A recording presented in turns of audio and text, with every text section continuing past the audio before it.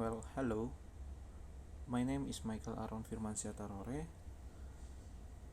In this occasion, I would like to present my material about language disorder to fulfill the Midtest task for Psycholinguistics Midtest. First, we go to the definition.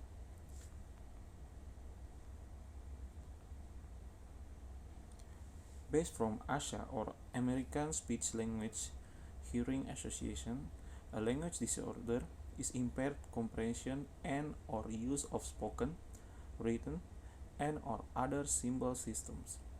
Children with language disorders have been variously referred to as language disorder, language impaired, language delayed, or as having a specific language impairment.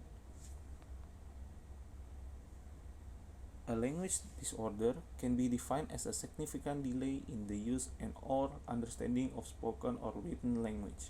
The disorder may involve the form of language such as phonology, syntax, and morphology, or its content or meaning semantics, or its use pragmatics.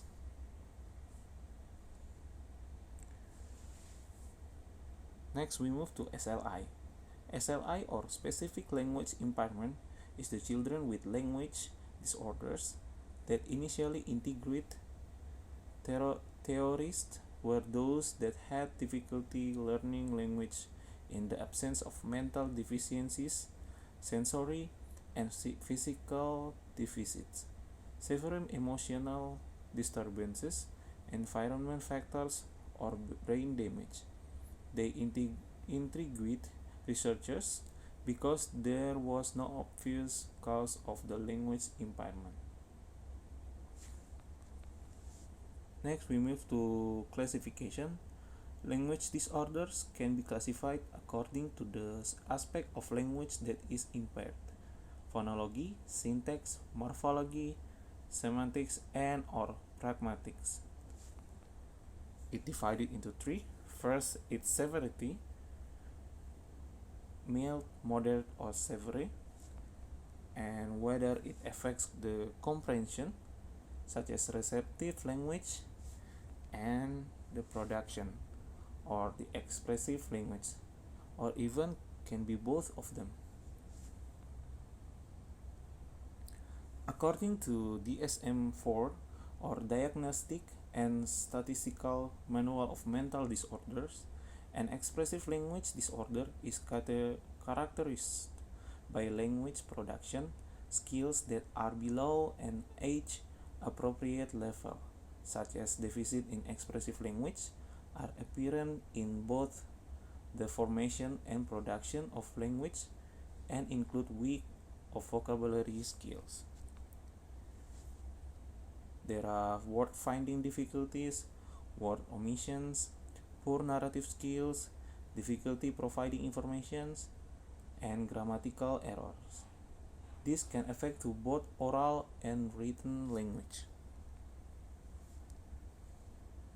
Next, we move to language knowledge deficit accounts.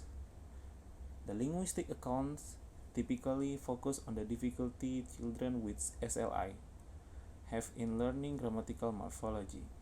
The problem for children with SLI is do not move through the optional infinitive stage as quickly as typically developing children, such as use morphemes that are unrelated to the tense. The CGC account also proposes that some children demonstrate a specific form of SLI called grammatical SLI, such as SLI is caused by deficits in the phonological system, and this affects their ability to produce some grammatical forms. Next, processing accounts. Based from Leonard et al. In 2007 and Miller et al. In 2001, also Windsor and Huang in 1999, stated that the children with SLI demonstrate slower response times than chronological age peers in various linguistic and non-linguistic tasks. A deficit in overall processing capacity will tax conceptual domains that require high levels of processing resources, based from Johnston, 1994. Overall processing demands will affect the results of language and non-language skills, and also it shows that slower processing speed will affect performance on a variety of tasks. The last but not least, the conclusion from this material: the main risk for young children with language disorders is difficulty reading and learning at the next academic level, as the evidence by studies that have shown that at least half of the kindergarten children with language disorders have difficulty reading and learning that can be identified in later elementary grades, based from Katz et al. In 2002, and continues to decrease reading achievement compared to typically language peers through at least in grade 10.